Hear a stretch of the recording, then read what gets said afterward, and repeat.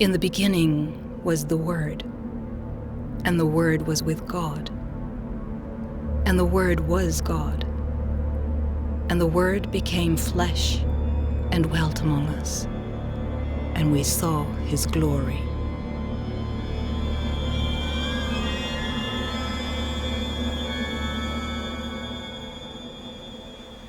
It is stated at the beginning of John's Gospel that God himself stole the limelight of the world stage, making his debut appearance through a person called Jesus of Nazareth.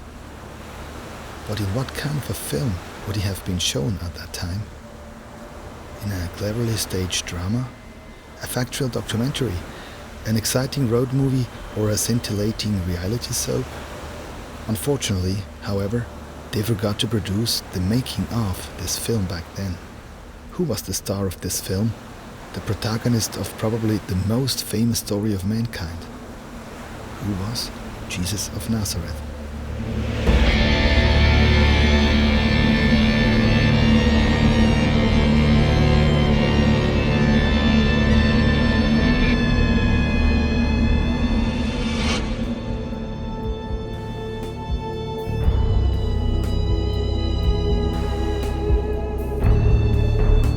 Only one thing was completely certain when I started this search for evidence: the existence of Jesus and the fact of his crucifixion. But what do we know about him beyond this? The Gospels say that Jesus of Nazareth is the Son of God. And the Gospels say that Jesus said he was the Son of God. If this were true, however, then this really leads to unbelievable consequences. And there would hardly be anything else to do than to simply find the Sermon of the Mount somehow a little cool. And if it's not true? We know of his history from various ancient sources, but above all, from the four Gospels according to Matthew, Mark, Luke, and John. However, since then we have read and heard all manner of criticism from scientists. So are these sources to be trusted at all? What has modern research found out about Jesus of Nazareth?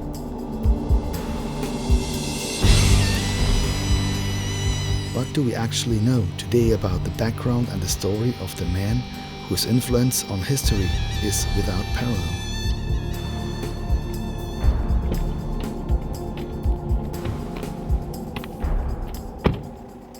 Without him, history would have surely evolved completely differently. That is why his history is of such infinite importance. That is why it is such an exciting and worthwhile venture to consider and run this film, to retrieve something that was once missed, the making of Jesus Christ.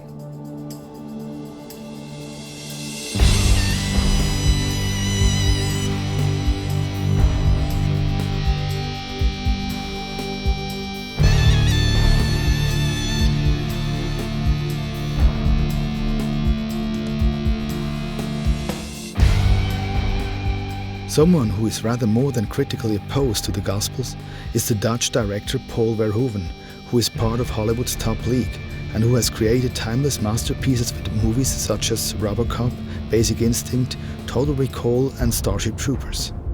In his widely acclaimed book, Jesus of Nazareth, published in 2008, Paul Verhoeven points out one thing in the Gospels above all else: the history of a most likely intelligent, but in the long run, naive and failed charismatic person whose disciple and future devotees have stylized into the messianic figure of Christ after his death.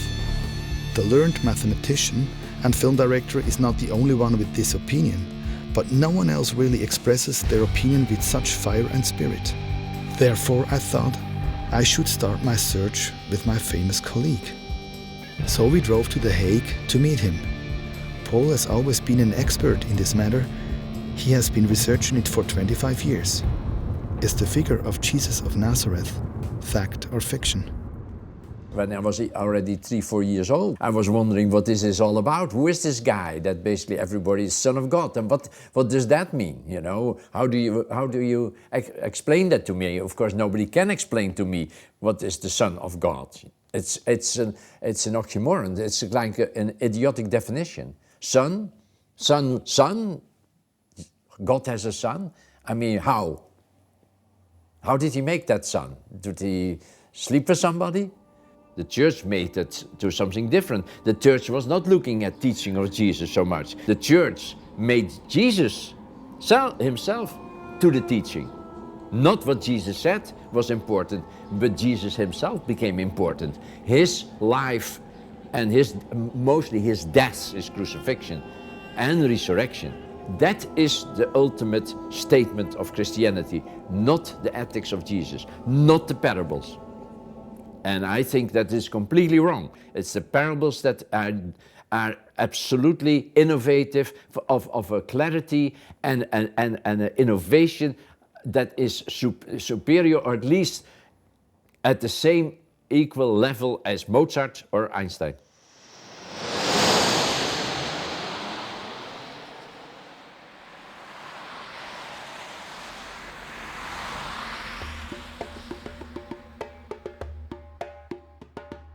Therefore, even in the opinion of a skeptic, we are nevertheless dealing with a very clever man when it comes to the history of Jesus. Even after many years and numerous books and writings, I still struggle between faith and doubt. So, therefore, it is perhaps best if we go back to the start of the story, to the country in which, according to John, God is said to have presented himself to a race of people in northern Israel, and the place where 3 of the 5 world religions originate.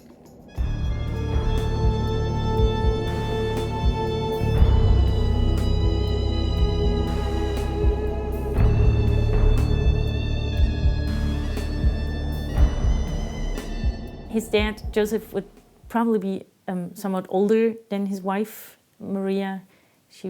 If she was a traditional Jewish family, then she would be around 16, 17, 18, and he would be like 30 or 35. And it was a must for Jewish families to have children. So it would have been just almost a sin to willingly have only one child. And the Bible speaks, the Gospels tell us that Jesus had brothers and sisters. And in my opinion, but it's easy for me, I'm Protestant, it's kind of a hard way to try to turn that the way that Jesus was an only child and Mary was virgin. It's not really necessary and not really plausible. Scarcely 1 hour away from Nazareth was the city of Sepphoris. This city was completely destroyed by the Romans during the Jewish revolt in 4 before Christ. Herod Antipas, son of Herod the Great, rebuilt Sepphoris, and under his rule it became a splendid city built in the style of the Greeks. So when Jesus was there, the city was a big building site. The Gospel calls the father of Jesus, Joseph, a master builder. And so Joseph and his sons probably worked on the Sepphoris building site. The fact that during the course of the work, young Jesus came into contact with the Hellenistic culture makes it very plausible that he knew the taverns or theatrical performances. Likewise that, just like everyone else, in addition to the colloquial language of the time, Aramaic, and the written language of Hebrew, he would have also spoken Greek. Back then Greek, just like English today, was the universal language that connected the world, especially in the Eastern Mediterranean. In Jerusalem, meanwhile, the Galileans were not held in high esteem.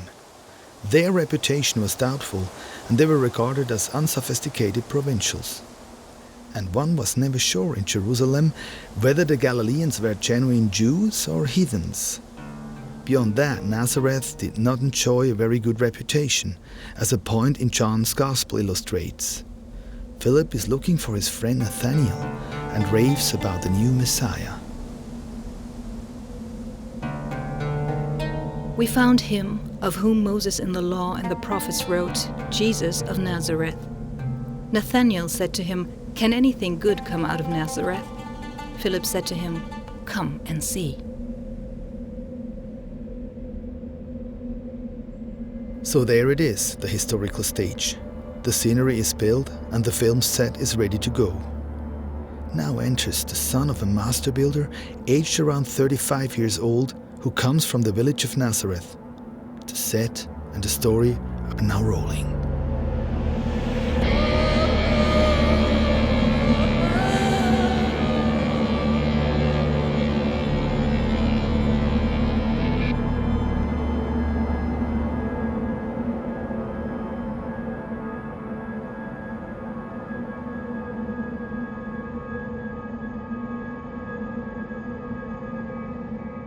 Now in the 15th year of reign of Tiberius Caesar, when Pontius Pilate was governor of Judea, and Herod was tetrarch of Galilee, in the high priesthood of Annas and Caiaphas, the word of God came to John, the son of Zacharias, in the wilderness. And he came into all the district around the Jordan, preaching a baptism of repentance for the forgiveness of sins. John the Baptist basically pretended the end of normal life on earth would stop. And that meant that everybody now would be punished, with the exception of the people that had been good or would be good. But you could only be good by being baptized by John. So John said, I can make you survive. Come to me, I'll baptize you, then basically you might survive. Otherwise you're lost, you will be killed. And basically what you had to do when you were coming to John, then you had to, of course, to tell John and in public what you had misdone.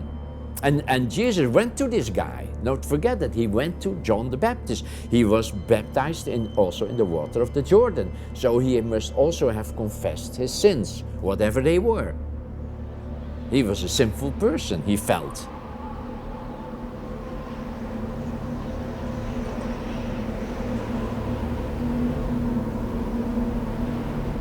Then Jesus arrived from Galilee at the Jordan, coming to John to be baptized by him. But John tried to prevent him, saying, I have need to be baptized by you, and do you come to me? But Jesus answering said to him, Permit it at this time, for in this way it is fitting for us to fulfill all righteousness. Then he permitted him.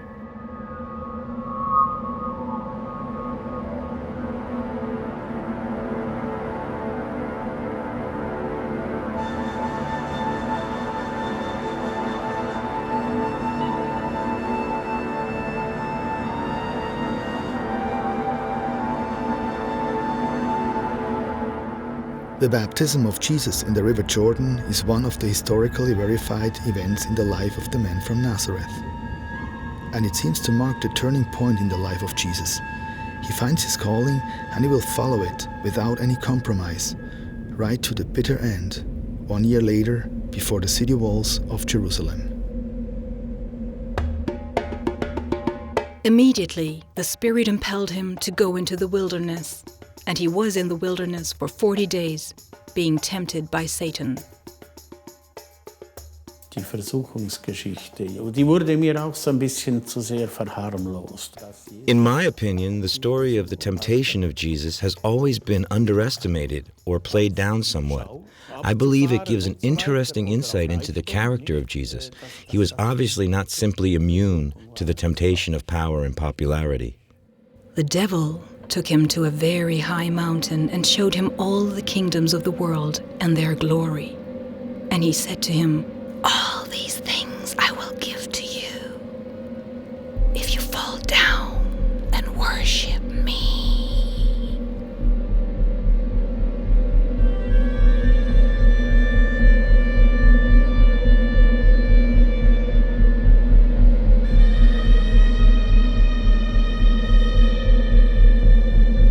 When researching this film, I was told that in modern theology, the prevailing consensus is that hell is only a metaphor in Jesus' preaching, which is meant to prompt believers to choose the good path. The question is, in the reverse sense, whether the reference to heaven is also only meant to be understood as a form of encouragement to spur people to do good. Is hell actually just a showered backdrop in modern theology? Did Jesus get it wrong, or did he want to instill in us a real sense of fear? The Gospels leave us in no doubt. Jesus believed in the existence of the devil. At the time of Jesus, the power of evil had become, in a sense, personified as the devil or Satan. This is something that happened in the later Jewish tradition, so shortly before Jesus. In the earlier periods of the Jewish history, the idea of the devil was not yet really elaborate. So there again we have a development of a religious idea. It was quite clear always within the Jewish and the Christian tradition that the devil must not be seen as a kind of anti-God. The devil, after all, remains a creature of God. He does not have the same power of God. The question then is, of course, if God's power is much stronger, why would a good God allow the devil at all to perform his evil job? And there have been a number of speculations what reasons a good God could have. There was the idea, for example, that the devil functions as a sort of a tempter, that he brings, his function is to test the good and righteous people, how serious they are in their faith and in their obedience to God. While the other Gospels report that Jesus returned to Galilee after his time in the desert and appointed the 2 fishermen, Peter and Andrew, as his disciples in Capernaum, John's Gospels puts forward a completely different story. It does not even mention Jesus' time in the desert. Freshly baptized Jesus of Nazareth does not meet his 2 most loyal followers, the 2 brothers Simon, known as Peter, and Andrew by the Sea of Galilee, but rather among the disciples of the Baptist. This already begs the questions right at the beginning of the story of Jesus. To what extent can we trust these sources at all? When were the Gospels written? Wenn Sie von den Handschriften ausgehen, dann haben wir die frühesten Quellen Anfang des 2. Jahrhunderts. Da gibt es den berühmten Papyrus 2. Small written artifacts prove that John's Gospel was already known in Egypt in around 120 AD. The original Gospels may have been written between 110 and 70 AD.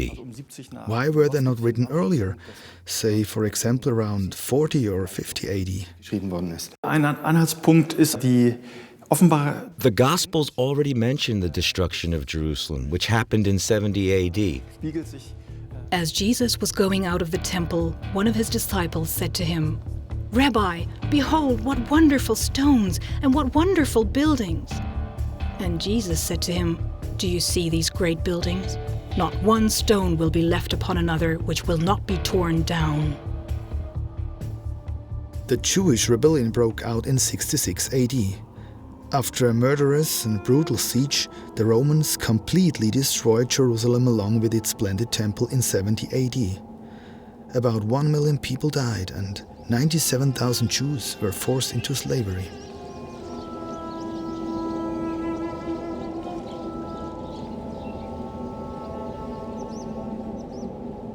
It's a historical fact. The disciples believed that they saw God in the person of Jesus. However, I cannot believe that it did not occur to any of the disciples to write down the story of Jesus. At a minimum, they would have recorded his words for future generations, or at least for the Christian communities that were rapidly growing in other countries. As Jews, both Jesus and his disciples were more than likely capable of reading and writing. Do the Gospel actually contain eyewitness accounts of what happened? Did Matthew and John or some others of the disciples stand behind the Gospels?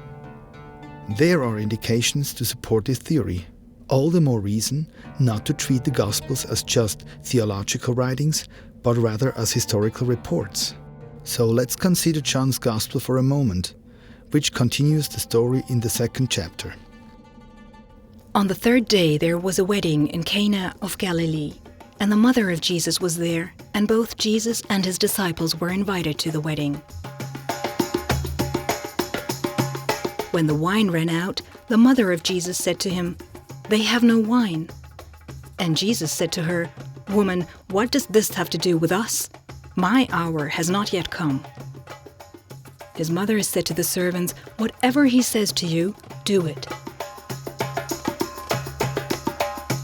Now there were 6 stone water pots set there for the Jewish custom of purification, containing 20 or 30 gallons each.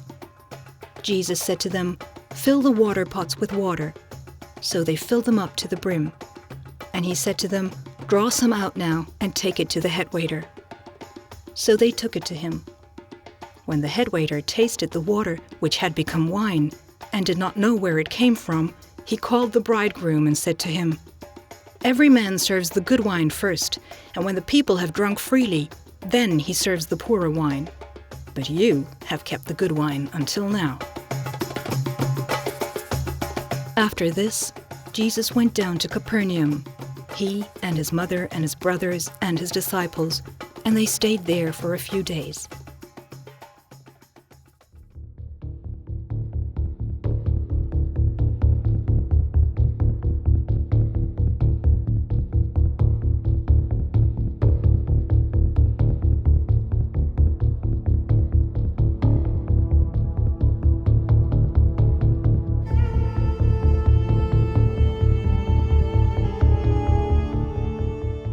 Contrary to the other Gospels, John states that the famous cleansing of the temple took place shortly after the wedding in Cana.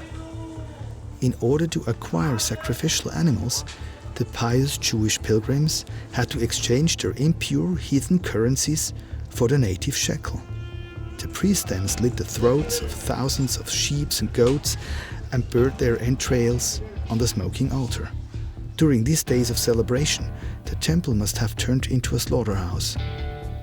Jesus saw what the traders and money changers were doing and flew into a rage.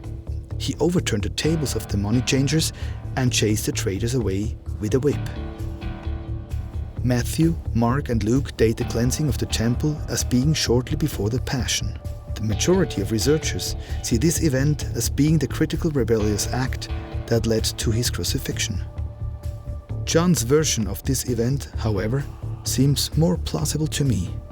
The cleansing of the temple does not fit in with Jesus' last days, when he was arguing with the clergy in a controversial but intellectual manner.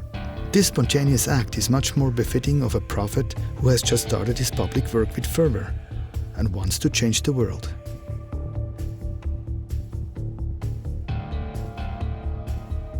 The people then said to him, "What sign do you show us as your authority for doing these things?" Jesus answered them, "Destroy this temple, and in 3 days I will raise it up." They then said, "It took 46 years to build this temple, and will you raise it up in 6 days?" Das ist sehr unwahrscheinlich, dass ich als Sohn Gottes oder als Jesus never gave himself a title or proclaimed himself to be the Son of God, but his actions, his way of dealing with matters, and his entire attitude speak another language. Jesus' behavior clearly shows that he is making a claim which goes far beyond that of a prophet. Just the fact that he offers forgiveness for sins by his own means reveals messianic claims by Jesus.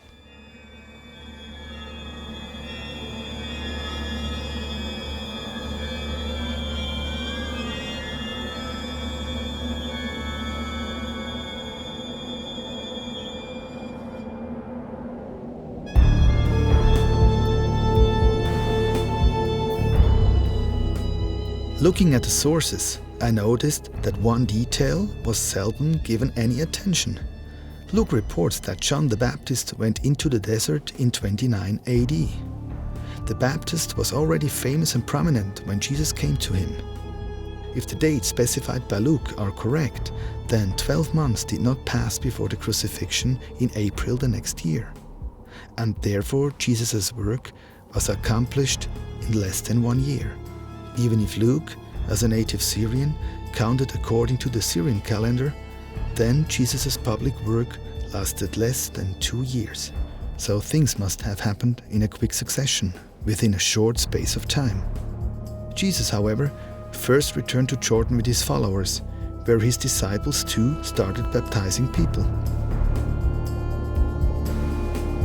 The religious authorities came to hear of what was happening in the nearby city of Jerusalem, and they were angered by what was happening, which prompted Jesus to return to Galilee. In Cana, where the first miracle is said to have happened, he performed a second one according to the information in John's Gospel, and healed the sick son of an official in Capernaum. Jesus went out from there and came into his hometown, and his disciples followed him. When the Sabbath came, he began to teach in the synagogue, and many listeners were astonished, saying, Where did this man get these things? And what is this wisdom given to him? And such miracles as these performed by his hands? Is not this the carpenter, the son of Mary, and brother of James and Joseph and Simon? Are not his sisters here with us? And they took offense at him. Jesus said to them, A prophet is not without honor, except in his hometown and among his own relatives and in his own household. And he could not do miracles except that he laid his hands on a few sick people and healed them. He wondered at their unbelief, and he was going around the villages teaching.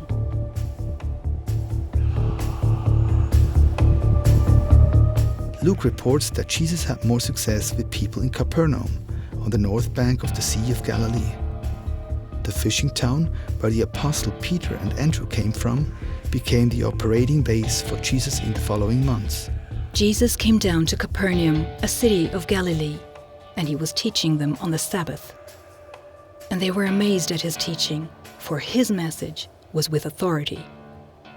In the synagogue, there was a man possessed by the spirit of an unclean demon, and he cried out with a loud voice, Let us alone! What business do we have with each other, Jesus of Nazareth? Have you come to destroy us?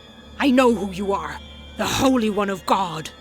But Jesus rebuked him, saying, Be quiet, and come out of him. And when the demon had thrown the man down in the midst of the people, he came out of him without doing him any harm. An amazement came upon them all, and they began talking with one another, saying, What is this message? For with authority and power he commands the unclean spirits, and they come out. And the report about him was spreading into every locality in the surrounding district.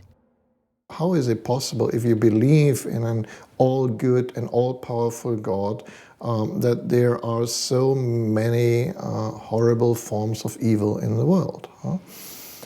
Now, in the New Testament, we do not find any kind of systematic treatment of that topic. What we find is that Jesus proclaiming a merciful God and proclaiming that the power of the merciful God is stronger than the power of any evil forces.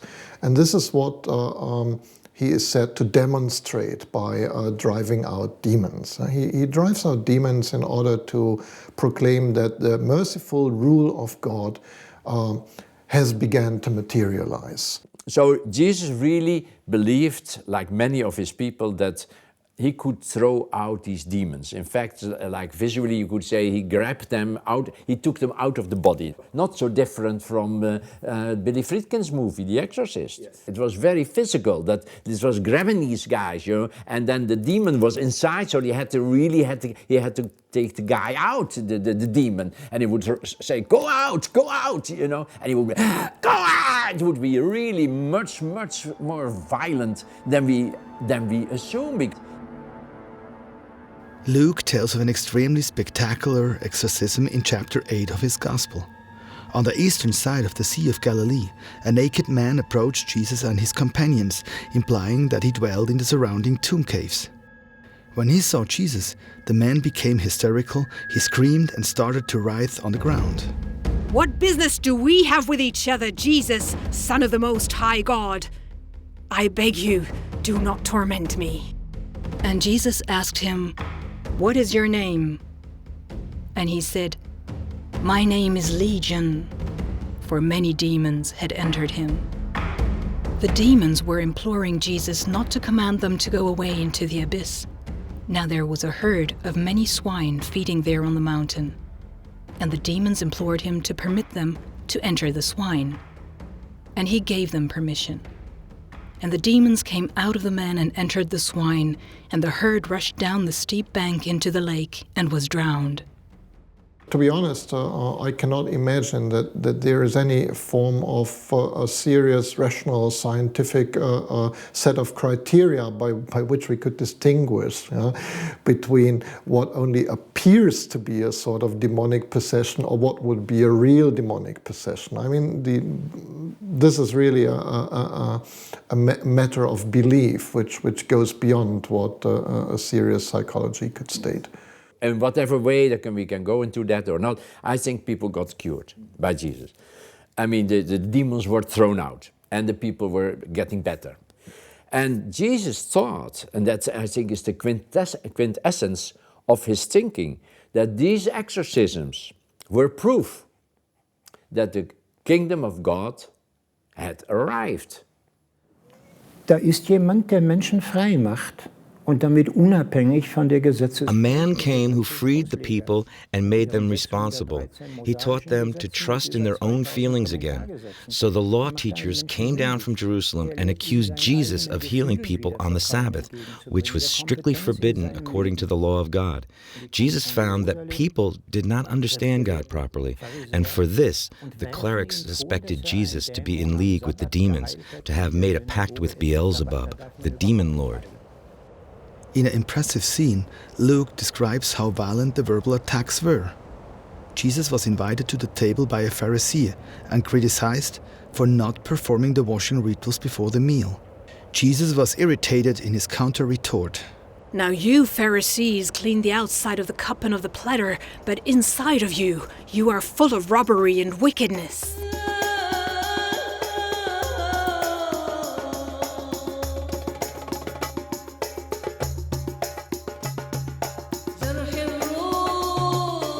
Jesus and his disciples were being watched. The fact that some disciples tore off ears of corn and ate them on the Sabbath again provoked controversy. Jesus did not allow the clerics to accuse him of anything. He reproached them by saying that people did not exist for the Sabbath, but rather the Sabbath existed for the people. He did not seem to care about political correctness. Woe to you, scribes and Pharisees, hypocrites, because you shut the kingdom of heaven from people, for you do not enter in yourself, nor do you allow those who are entering to go in. Woe to you, scribes and Pharisees, hypocrites, because you devour widows' houses, and for a pretense you make long prayers. Therefore you will receive greater condemnation. Woe to you, scribes and Pharisees, hypocrites, because you travel around on sea and on land to make one proselyte, and when he becomes one, you make him twice as much a son of hell as yourselves.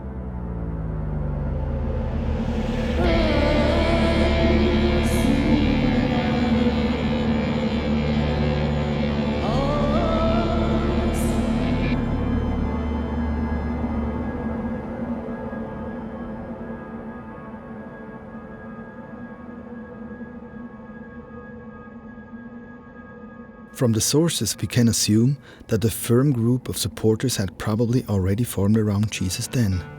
The Gospels say there were 72. The special thing about this was that women were explicitly named among them. Susanna, Salome, Mary, and Joanna, the wife of Chuza, who held the high office of a financial director at Herod's court. They are all named in the Gospels as sponsors of the movement. One of these women still fires the imagination of people today. Miriam, the woman from the village of Magdala, better known as Mary Magdalene. In Jesus' time, Magdala was more than only a poor fishing village. The settlement had become wealthy thanks to its trade and fishing industry. It was mainly the fish from the Sea of Galilee that gave the entire region a certain amount of prosperity. Contrary to different claims, the presence of Mary Magdalene in the Gospels is in no way suppressed. In fact, quite the opposite. She seems to have even had a special status in the group of supporters. She must have been a pretty influential woman, probably rather wealthy because she supported the disciples with her money and brought food. She met Jesus when he drove out demons from her, that's how the story goes, and decided to stay with him. So she probably didn't have family, didn't have a husband who could have told her to come back. She is a woman of great strength, great faith, and it must have been hard for her as well, following Jesus Christ, following Jesus among all those probably pretty rough men. So she must have loved Jesus pretty much.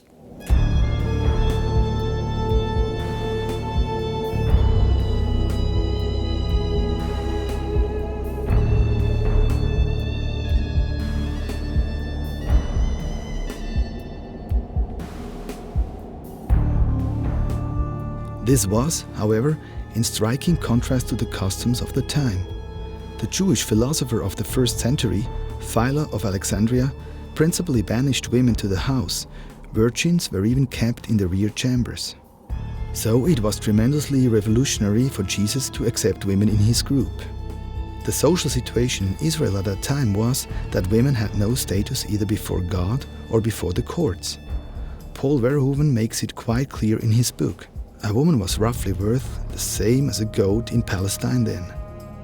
These conditions perhaps also explain why Jesus was so radically opposed to divorce, which practically always ended up to the disadvantage of the woman, because she had no rights. Despite Jesus' closeness to the opposite sex, one should not come to any false or popular conclusions. The suggestion that Jesus and Mary Magdalene had a passionate, even publicly confessed relationship from which a child was born, as for instance asserted in Dan Brown's novel The Da Vinci Code, has nothing to do with the reality of that time.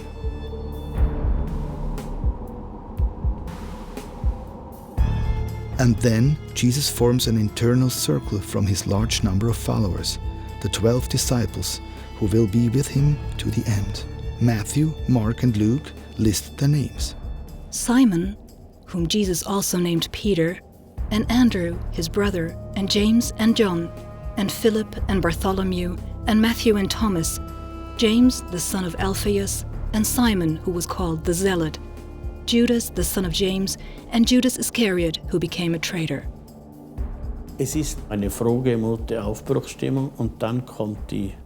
At the beginning, there prevailed something of a euphoric mood, a new dawn of optimism.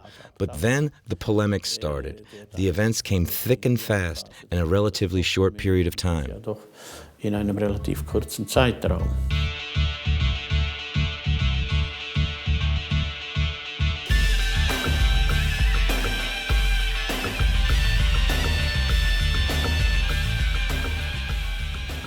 Jesus consequently went out to preach, and many miracles are mentioned. The Gospels speak of altogether no less than 34. He heals the blind, the lame, lepers, and all kinds of sick people. As he went, the crowds were pressing against him, and a woman who had a hemorrhage for 12 years and could not be healed by anyone came up behind him and touched the fringe of his cloak, and immediately her hemorrhage stopped. And Jesus said, "Who is the one who touched me?"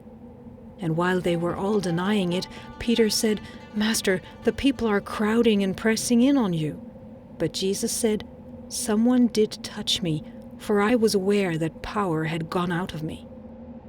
When the woman saw that she had not escaped notice, she came trembling and fell down before him and declared in the presence of all the people the reason why she had touched him and how she had been immediately healed.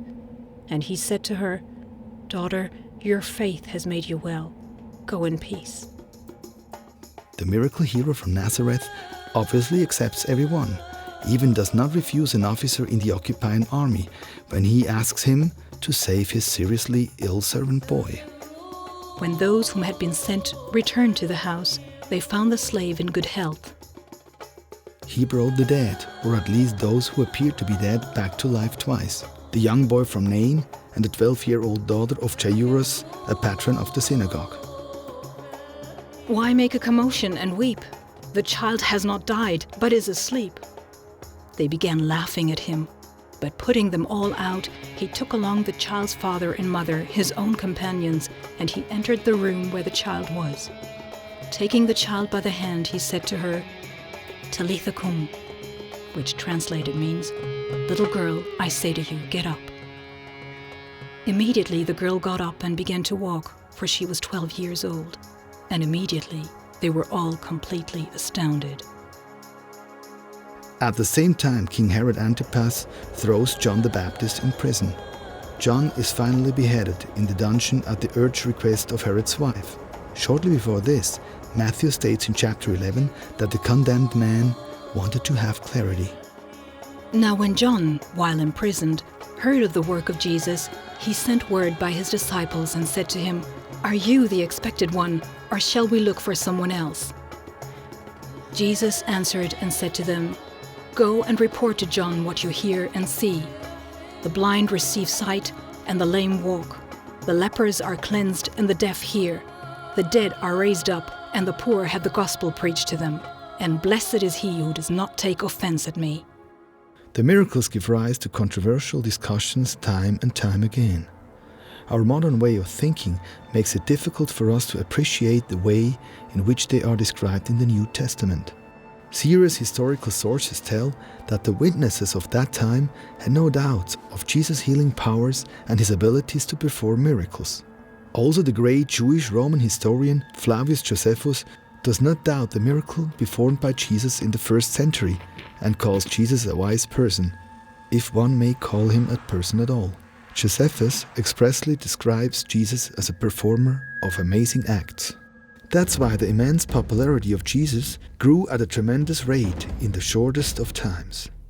Meanwhile, according to Matthew and Mark, Herod was pressed by his wife to execute John the Baptist, whose disciples informed Jesus of their master's death. Now when Jesus heard about John, he withdrew from there in a boat to a secluded place by himself. And when the people heard of this, they followed him on foot from the cities. When he went ashore, he saw the large crowd and felt compassion for them, and healed their sick. Therefore Jesus, lifting up his eyes and seeing that there was a large crowd coming to him, said to Philip, "Where are we to buy bread, so that these may eat?" Philip answered him, 200 denarii worth of bread is not sufficient for them, for everyone to receive a little. One of his disciples, Andrew, Simon Peter's brother, said to him, "There is a lad here who has 5 barley loaves and 2 fish, but what are these for so many people?" Jesus said, "Have the people sit down." Now there was much grass in the place, so the men sat down, in number about 5,000. What happened next is considered to be one of the greatest miracles Jesus is said to have performed. According to all 4 Gospels, Jesus feeds 5,000 men, in addition also women and children, with only 5 loaves of bread and 2 fish. Whether it was the result of Jesus' eloquent rhetoric or whether he actually performed a wondrous miracle, in any case, that event must have been an impressive gathering. While Matthew, Mark and Luke do not comment further on this happening, the atmosphere seems to have been charged and excited that night in John's writings. You don't find that in the synoptics, not with Mark and not with Luke and Matthew. John writes that they wanted to make Jesus to king by force. Man denkt unter Messias an einen König. The crowd is disappointed, even troubled. They want to make him king so he can crush the Romans and throw them out of the country. A new David with the corresponding claims to great power. But Jesus rejects the crown. He is not interested in this whole chauvinistic pomp and circumstance. One cannot pin political claims to power on God. Whoever does so completely misunderstands God. Jesus does not want to be a political king. After this demonstration, Jesus sent his disciples to get the boat. Now the narrations describing Jesus walking on the water that very same night challenge us even more than the story of the feeding of the 5,000. At least 3 out of the 4 evangelists, including the possible eyewitnesses of Matthew and John, state that the apostles saw the Master walk on the water. The evangelist Mark also maintains this. And from his renditions, we know that he was very close to at least one of Jesus' eyewitnesses. It was more than likely that later on, Mark was not just Simon Peter's pupil, but also his interpreter.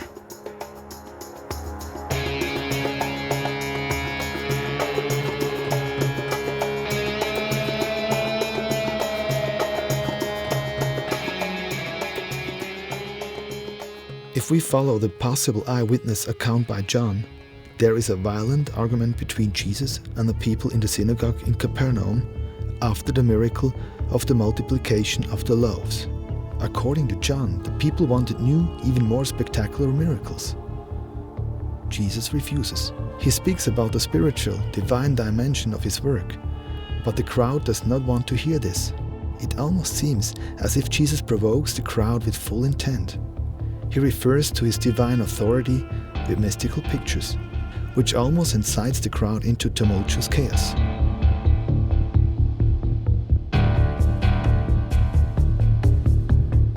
Therefore, many of his disciples, when they heard this, said, "This is a difficult statement. Who can listen to it?"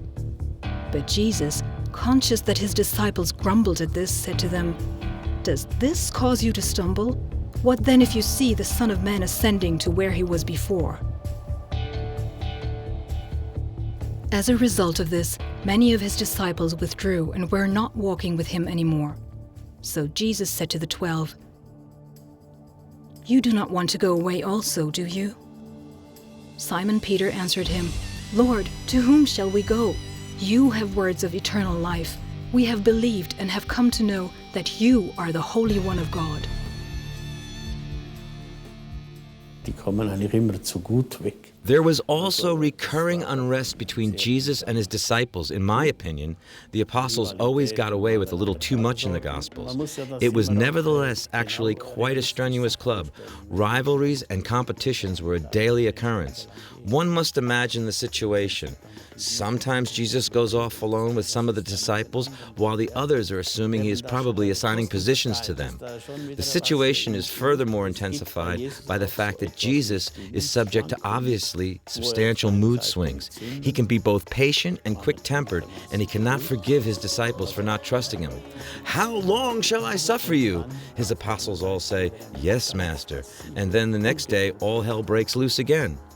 That is how it may have seemed in the apostolic succession, and that has not changed in the history of the church up to the present day.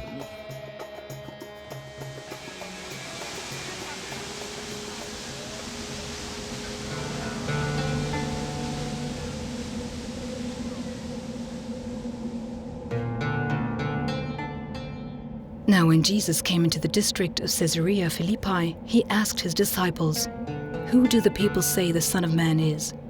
And they said, "Some say John the Baptist, and others Elijah, but still others Jeremiah, or one of the prophets." He said to them, "But who do you say I am?"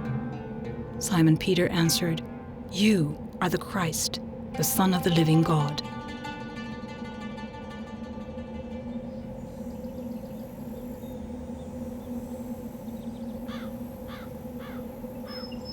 Some 8 days later, Jesus took along Peter and John and James and went up to the mountain to pray. And while he was praying, the appearance of his face became different, and his clothing became white and gleaming. And behold, 2 men were talking with him, and they were Moses and Elijah, who appearing in glory were speaking of Jesus' departure, which he was about to accomplish at Jerusalem. Now Peter and his companions had been overcome with sleep. But when they were fully awake, they saw his glory and the 2 men standing with him.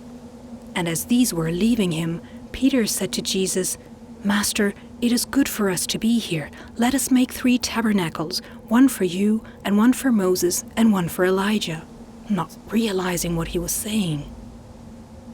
While he was saying this, a cloud formed and began to overshadow them, and they were afraid as they entered the cloud. Then a voice came out of the cloud saying, "This is my Son, my chosen one. Listen to him." And when the voice had spoken, Jesus was found alone.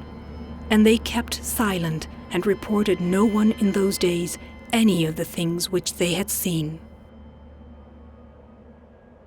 Peter, James, and John lay witness to an impressive scene at Mount Tabor. That's at least what all 4 Gospels state. Whatever happened on this mountain, after this event, his days continued as before.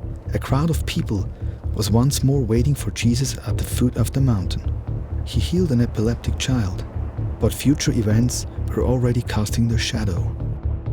And he began to teach them that the Son of Man must suffer many things and be rejected by elders and the chief priests and the scribes, and be killed, and after 3 days rise again. And he was stating the matter plainly. And Peter took him aside and began to rebuke him, but turning around and seeing his disciples, he rebuked Peter and said, "Get behind me, Satan, for you are not setting your mind on God's interests, but on men's."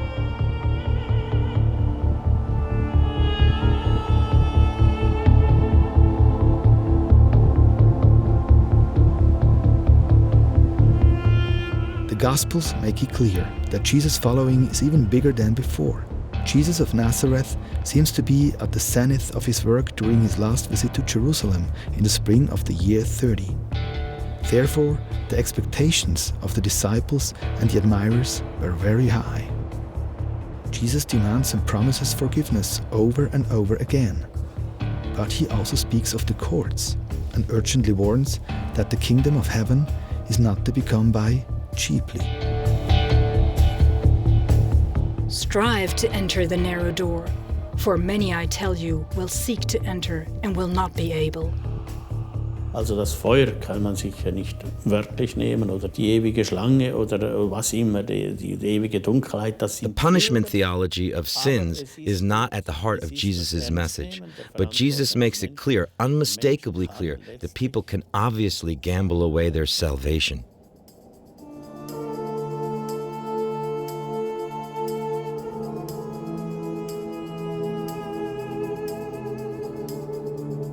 The Gospel suggests that his group of followers evolved into a veritable entourage. He took them on a migration of several days through Jericho on his way to Jerusalem. In February or March of the year 30, Jesus makes a quick stop in Jericho. Here, he heals 10 lepers, a blind man, and he is guest at the house of the custom officer Zacchaeus. The temple authorities in Jerusalem had long been aware that a large group was advancing their way. This is probably the time when most of Jesus' famous parables took place. The parable of the prodigal son, of the lost sheep and the lost coin. The parables of the unjust judge and the persistent widow. And the parable of the unjust steward. And perhaps the most famous one, the Good Samaritan. John's Gospel is surprisingly the only to mention that Jesus arrived in Bethany, a village not far from Jerusalem, 4 days after his friend Lazarus had died, and who he then resurrected. And then things really started to heat up.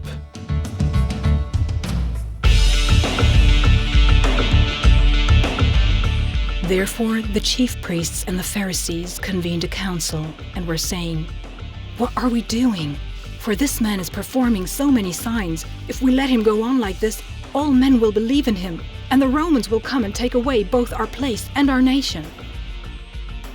But one of them, Caiaphas, who was high priest that year, said to them, "You know nothing at all, nor do you take into account that it is expedient for you that one man die for the people and that the whole nation not perish." So from that day on, they planned together to kill him.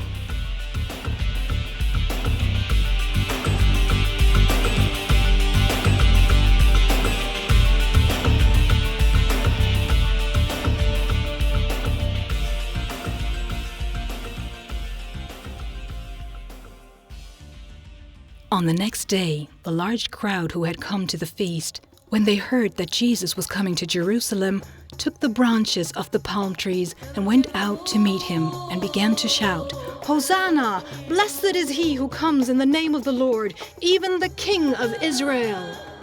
Jesus spoke every day in the temple. Meanwhile, the temple authorities saw themselves as even more challenged. "By what authority are you doing these things?" And Jesus said to them, "I will ask you one question, and you answer me, and then I will tell you by what authority I do these things. Was the baptism of John from heaven or from men?"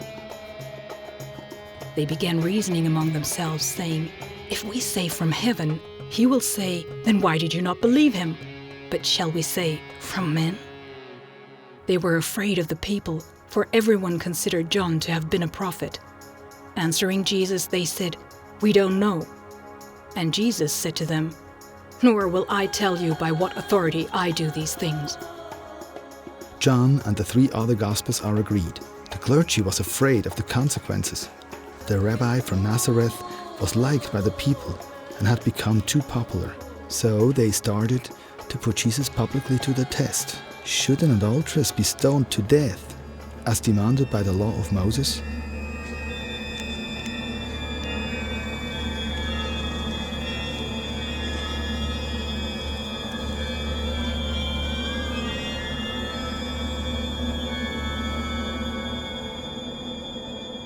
When they persisted in asking him, he straightened up and said to them, "He who is without sin among you, let him be the first to throw a stone at her."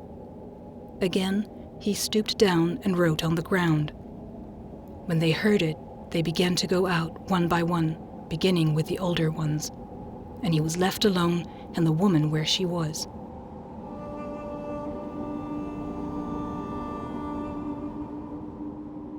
Straightening up, Jesus said to her, "Woman, where are they? Did no one condemn you?" She said, "No one, Lord."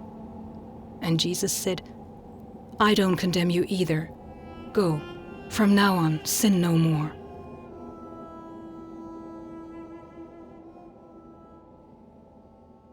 Luke reports that the priests sent out people pretending to be simple, pious Jews.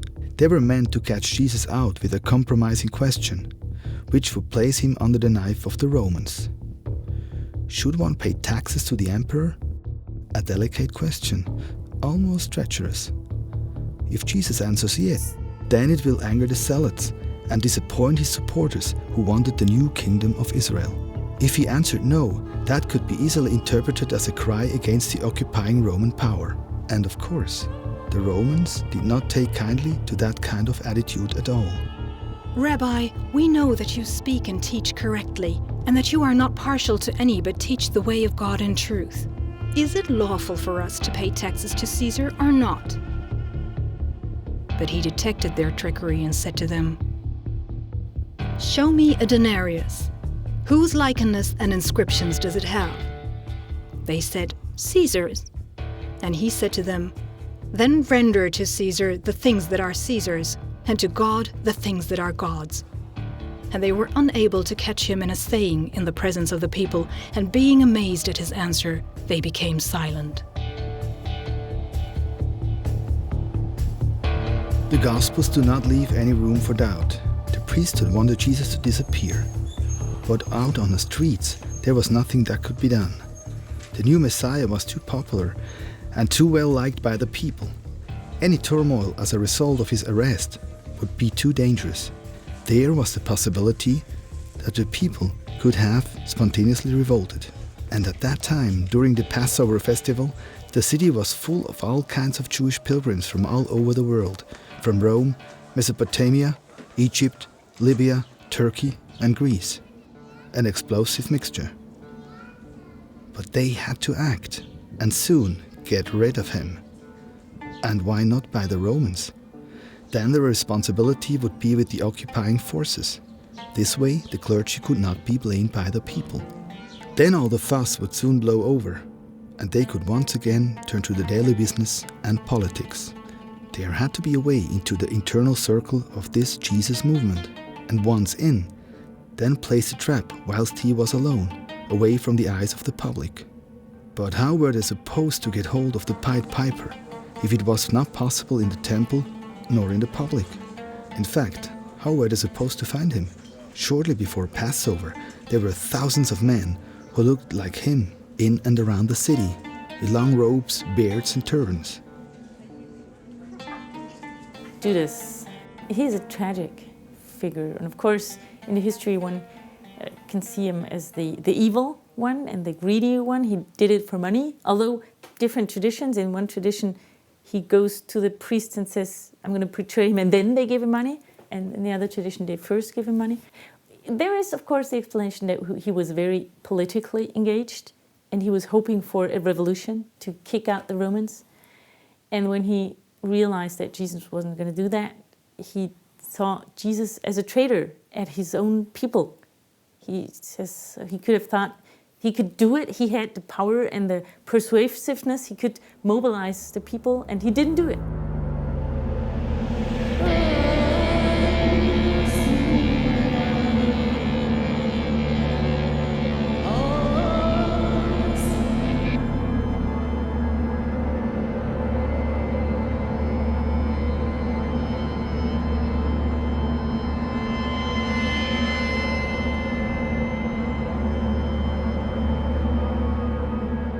When the hour had come, he reclined at the table, and the apostles with him.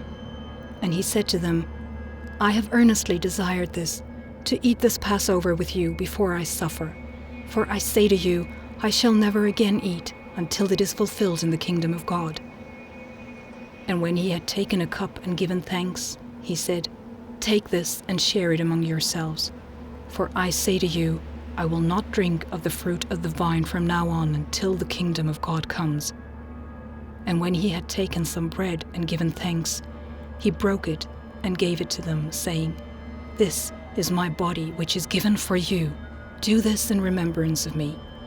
And in the same way he took the cup after they had eaten, saying, "This cup which is poured out for you is the new covenant of my blood. But behold, the hand of the one betraying me is with mine on the table.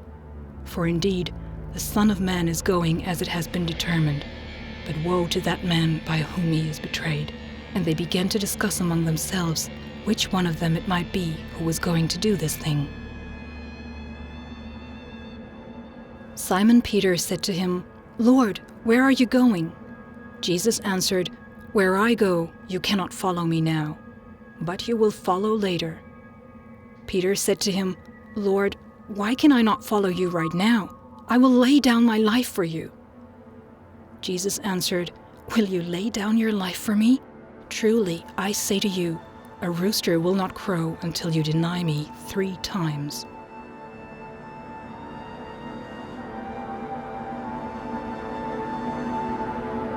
So when Jesus had dipped the morsel, he took and gave it to Judas, the son of Simon Iscariot. "What you do, do quickly." Now no one of those reclining at the table knew for what purpose he had said this to him. For some were supposing, because Judas had the money box, that Jesus was saying him, "Buy the things we have need of for the feast," or else that he should give something to the poor. So after receiving the morsel, Judas went out immediately, and it was night. All 4 Gospels report that Jesus went into the Garden of Gethsemane with his disciples at the foot of the Mount of Olives, which is located opposite the city on the road to Bethany. And all the Gospels, apart from John, state that Jesus prayed somewhat away from the others and that he was struggling with himself. He was obviously suffering from some terrible fear and asks his Father to let this chalice pass him by.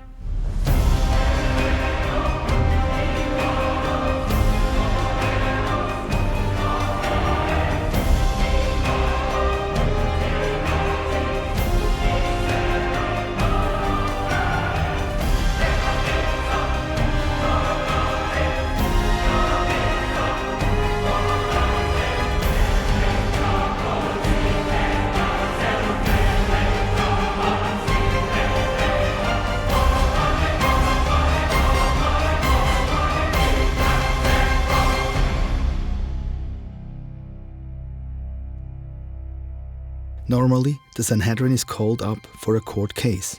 It consists of 71 members and is the highest court and political authority in Jewish theocracy. But that night, matters were dealt with differently. Jesus was taken to the private house of the high priest Caiaphas and his father-in-law Annas in the upper city of Jerusalem. Apparently, there were only a few, probably hand-picked priests present. Was there a conspiracy at work within the priesthood in Jesus' case? Jesus was subjected to a brutal interrogation. Contrary to popular belief, the Sanhedrin had the right, even under the Romans, to deliver death sentences if it concerned religious or social affairs.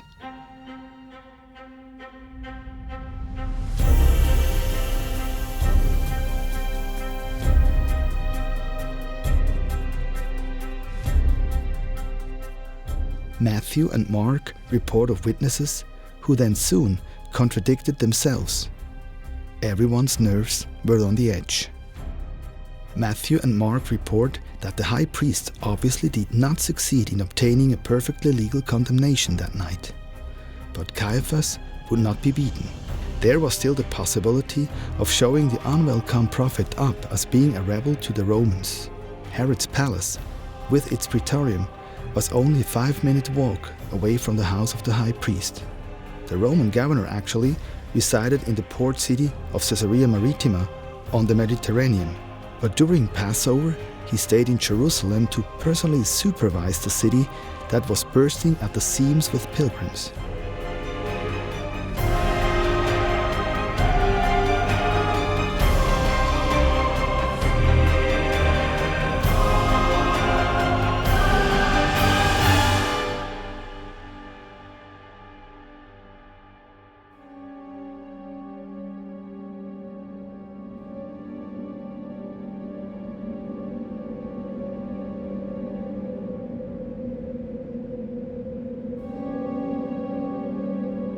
When Pontius Pilate was woken up, little did he suspect that he would soon conduct probably the most famous trial in the history of mankind, which would emblazon him forever into the annals of history. The information in the Gospels give us a notion of what happened on that Friday, the 7th of April, 30 AD.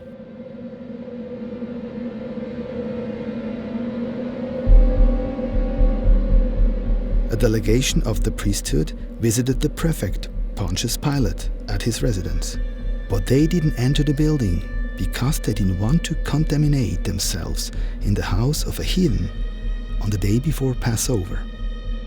They began to accuse him, saying, "We found this man misleading our nation and forbidding us to pay taxes to Caesar, and saying that he himself is Christ, a king."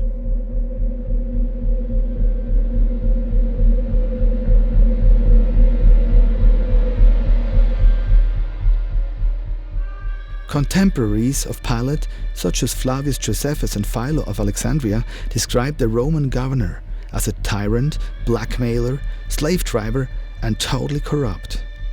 But with such contempt of the Jewish people, why would Pilate be compliant with the Sanhedrin? As the Roman governor, Pilate would certainly have heard of the miracle man from Galilee. It is well possible that this strangely curious man aroused the interest of the prefect.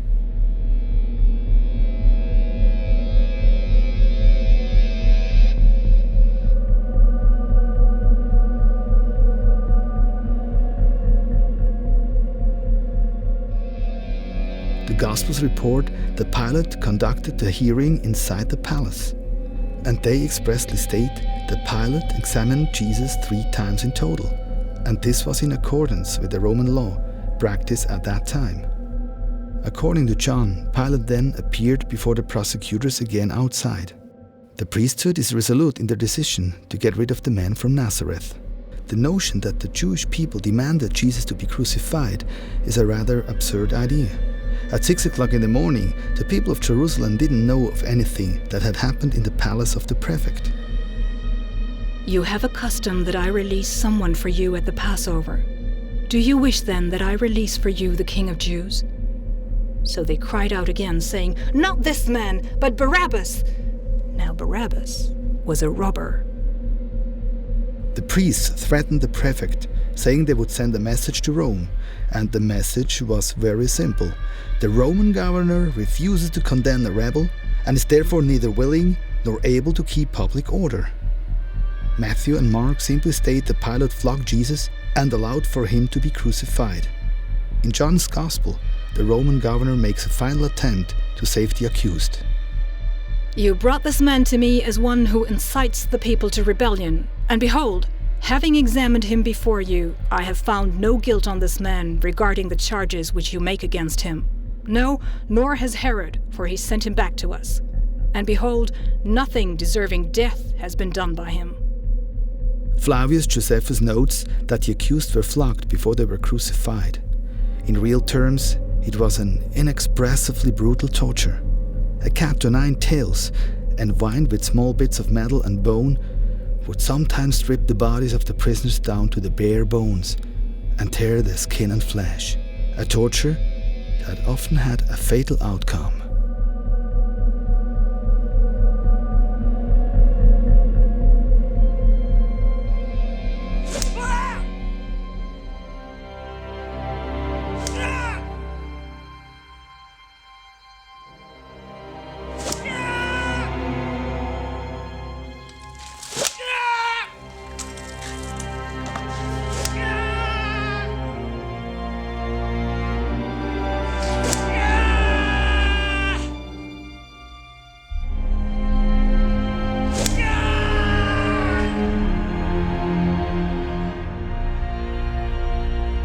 soldiers mocked Jesus, and they spat at him, hit him with clubs, and placed a crown of thorns upon his head. Then they paid false homage to him and sent him, half beaten to death, back to the prefect.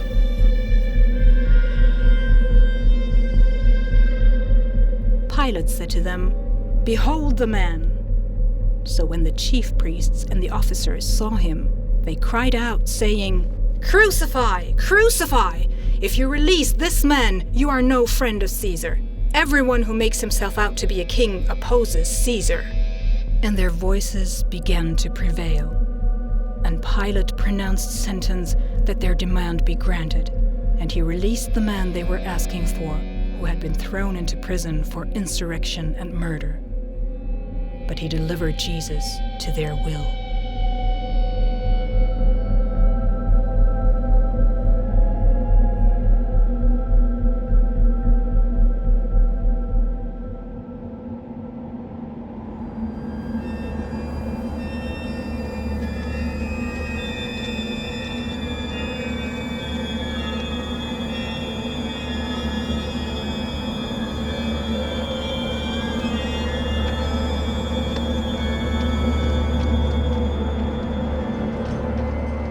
Cicero called the crucifixion the cruelest and most dreadful death penalty, and Flavius Josephus called it the most deplorable of all deaths.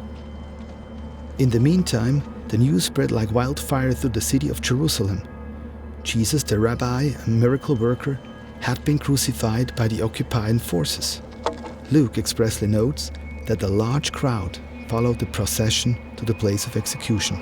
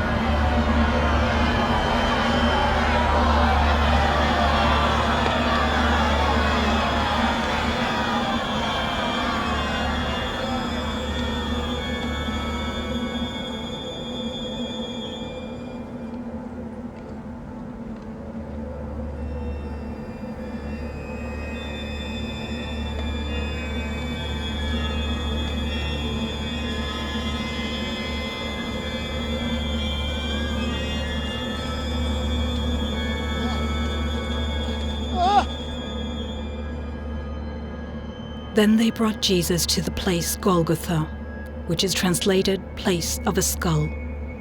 They tried to give him wine mixed with myrrh, but he did not take it. And they crucified him and divided up his garments among themselves, casting lots for them to decide what each man should take. It was the 3rd hour when they crucified him.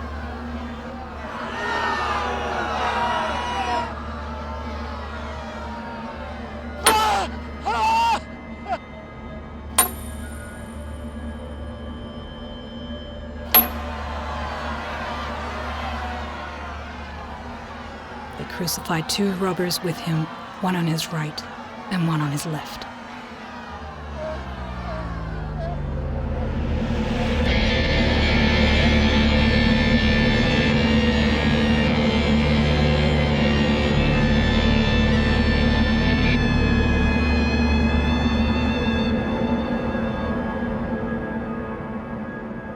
On the way to the crucifixion, the condemned are preceded by a wooden sign that states the reason for their respective condemnation.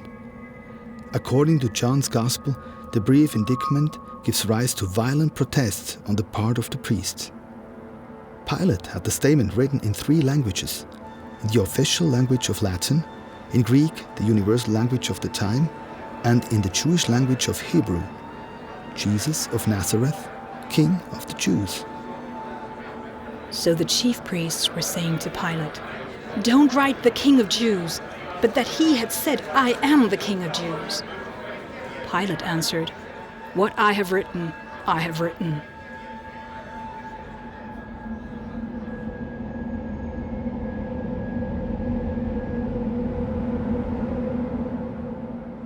according to Roman custom, the execution squad could claim the personal property of those condemned. Mark reports that the soldiers shared out Jesus' cloth and drew lots for the rope. What surprises is that exactly this had been written some 100 years before in Psalm 22 of the Old Testament. Even more surprising is the prophecy of Isaiah, which appeared many hundred years before. Surely our griefs he himself bore, and our sorrows he carried. Yet we ourselves esteemed him stricken, smitten of God and afflicted. But he was pierced through for our transgressions. He was crushed for our iniquities. The chastening of our well-being fell upon him, and by his scourging we were healed.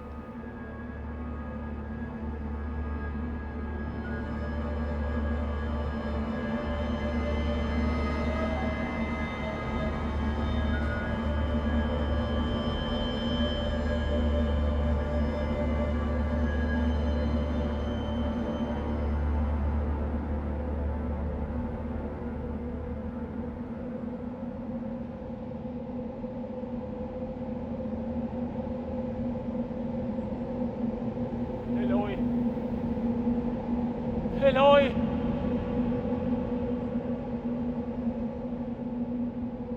Lama sabachthani!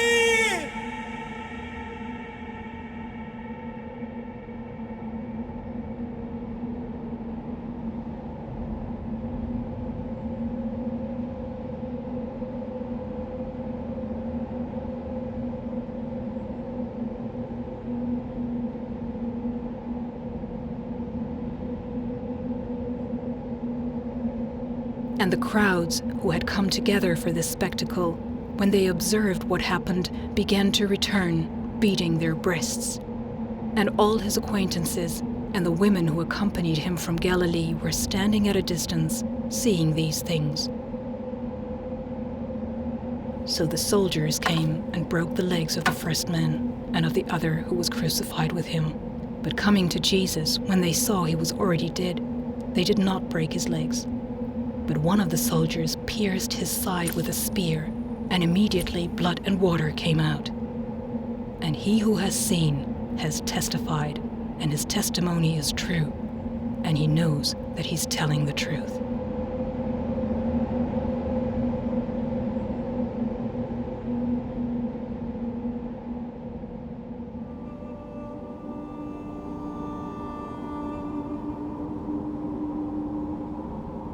When evening had already come, because it was the preparation day before the Sabbath, Joseph of Arimathea gathered up courage and went in before Pilate and asked for the body of Jesus.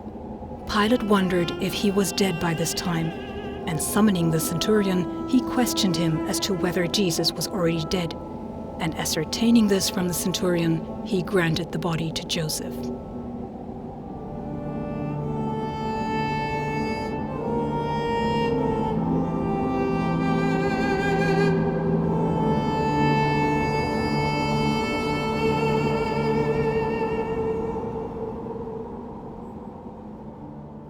Das stehen im Bilde gesprochen die hohen Priester und ihre Abgeordneten. The priests won, and he was crucified. And so what does it matter what was written on the wood? That's how it was decreed by law. They'd done it. The blasphemer was dead, and the priests were right with their intolerance and their eternal dogmatism. They'd done it. The women who had followed Jesus until they were under the cross stood there without hope and with the tormenting question about the sense of this terrible death. Apparently everything was lost.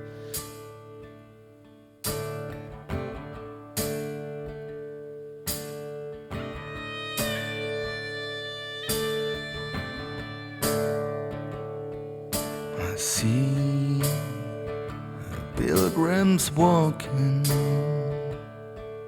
and I wonder where it's going to. And I heard some wise men talking, but they've lost the key.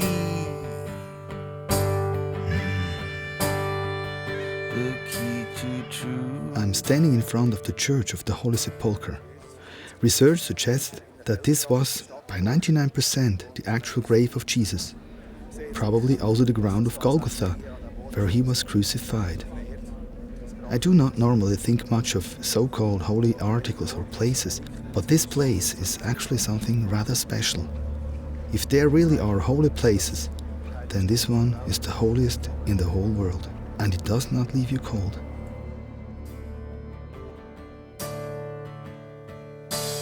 I stand upon the mountain as I look across the land,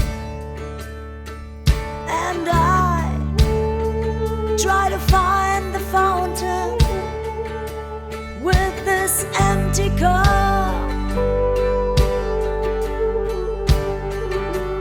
in my hand. Of course, you could explain it by visions of the disciples, and they were so wishing that he would be back.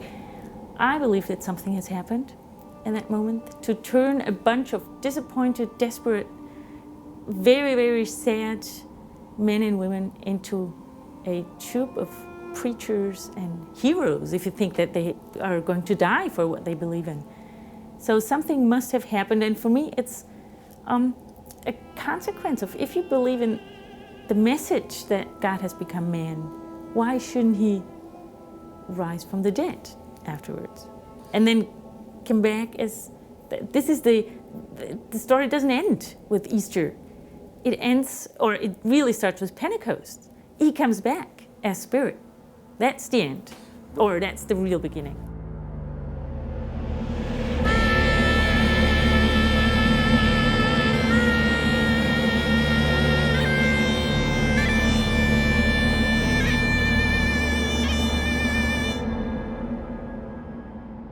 There are no sources to describe what happened immediately after the tragedy on Golgotha, except for what was written in the Gospels.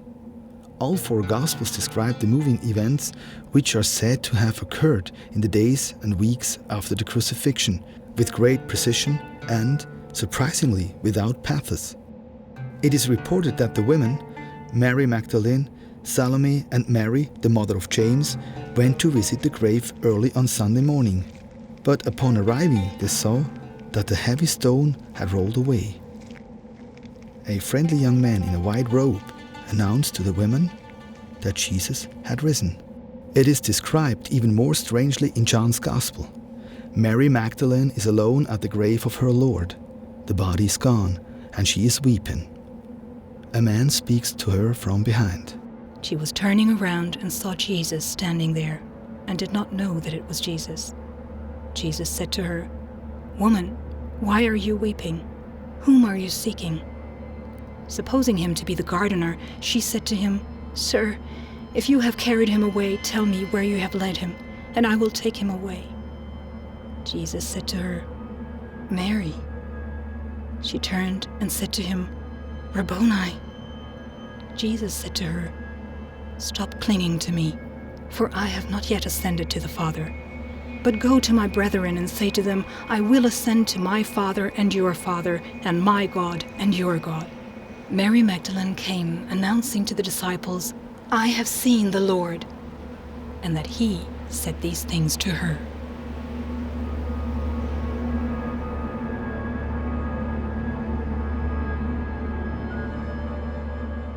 Jesus' death on the cross was truly a signal in those days.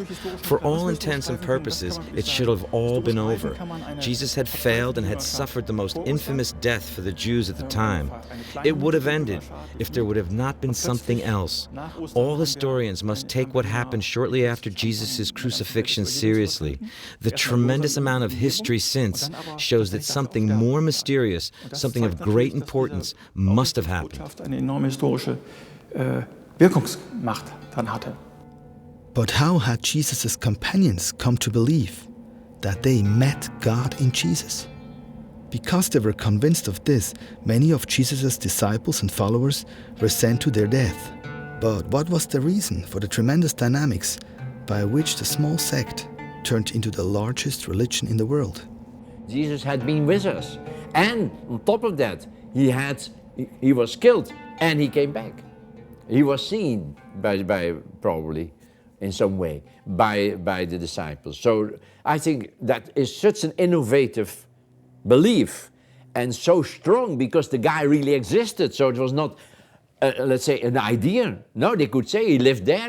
I mean, probably he went there. Say, here, this is a house and this and that. I mean, and he came back. We saw him. He was dead, but we saw him. Yeah, I think you cannot, more positive or more hopeful belief is nearly difficult to imagine, even now, if that would be true. So I think that it was a complete innovation of divinity, a divinity that was not in the skies, a divinity that was walking among us, had been there with us.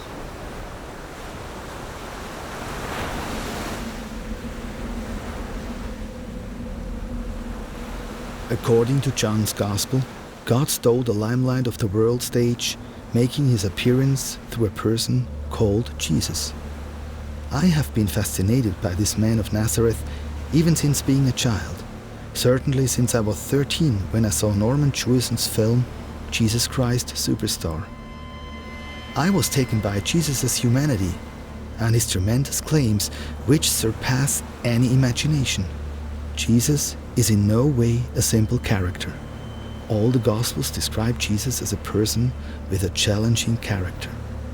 Difficult to understand, emotional, and occasionally ambivalent. If God showed himself to us in Jesus, then is God difficult to understand, emotional and ambivalent? If we were looking for genuine answers, the incarnation of God will definitely take its toll on our intellect. Unavoidably, knowledge and belief eventually collide, and in the end, everybody has to decide for themselves how they see this man, as the master builder's son, Yeshua ben Yosef, or the Son of God and Savior Jesus Christ, or, if nothing else, at least the historical undisputed Jesus of Nazareth. Stand on a lonesome crossroad where the devil tries a soul to find. He is worse than the man in the long black coat. My search goes on. I need fire on my mind.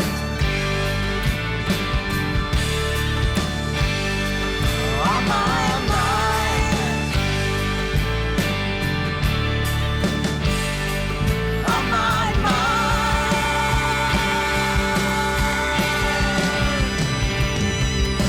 Stand at the shore of the ocean. See the sunset on the deep blue sea. And how could I have a notion About eternity.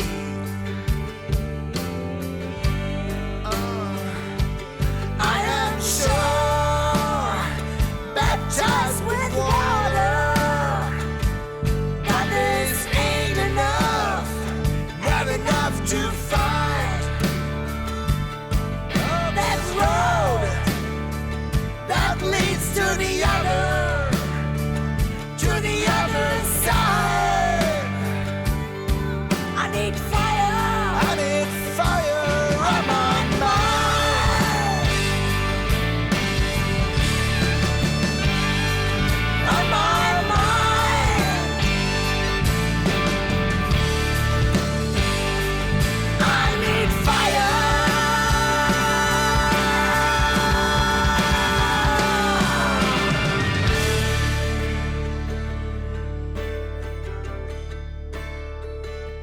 Need some fire.